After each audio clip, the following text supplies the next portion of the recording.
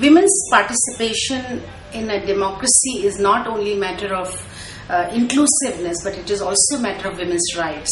And this realization came in India with the Status of Women Committee report.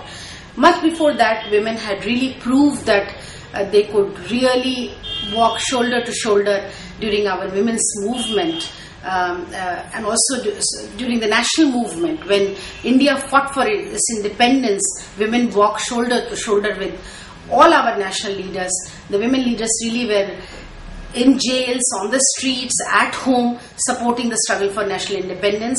And I think we must acknowledge and remember today the contribution made by Kamaladevi Chattopadhyay, Sarojini Naidu, all the women who, Aruna Asaf Ali, all the women who really fought for India's independence with Gandhiji, and that really helped, the movement helped in building the women's leadership, and that is why India's constitution provided for equality. But it was only in 1975 when the Status of Women Committee report was prepared that it was noticed that women are not even represented 5% in India's parliament. State legislatures, the condition was worse because they were not 2%, 3%, and there were many states where women were not there at all. After that, in around 1993, struggle led by women's movement to demand to create this balance and gender balance in politics that led to 1993 passage of the bill for reserving 33% seats for women in Panchayati Raj institutions.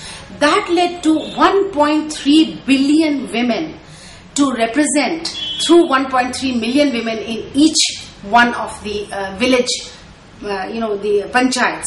After women became so mobilized, so active, finally the aspirations of women have grown at the grassroots, at the very village level, at the poorest of the poor level. Also women started participating in the political process, voting for the elections, and also mobilizing to get women into the Panchayati Raj institutions. This created the foundation and also of course added to the strength of the women's movement. And finally in 1996, at the time of Deve Gowda, the bill was proposed. But it has taken 14 long years to really get the parliament's consent, because it's not easy to share power. It's not easy to share real power. Perhaps it's easy to, of course, not easy, very big challenge, but at the same time, it was possible to mobilize and socially empower women, economically empower women. But political empowerment is the real arena where women then start making decisions, formulating policies, starting to give gender budgeting, and also will have a chance to really participate in the development of the nation and strengthening of democracy. Deepening of democracy is now happening in India. The sun has risen on the horizons of gender equality map of India. So rising India has now a possibility of women becoming equals in near future.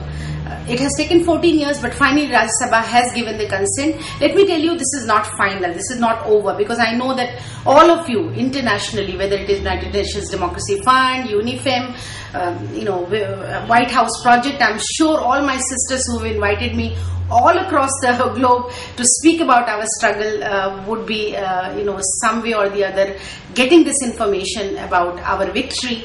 This is still not complete. We have to get it through our lower house. Then 15 states in India will have to pass it. But I don't see any problem. I'm sure in a democracy there will be opposition.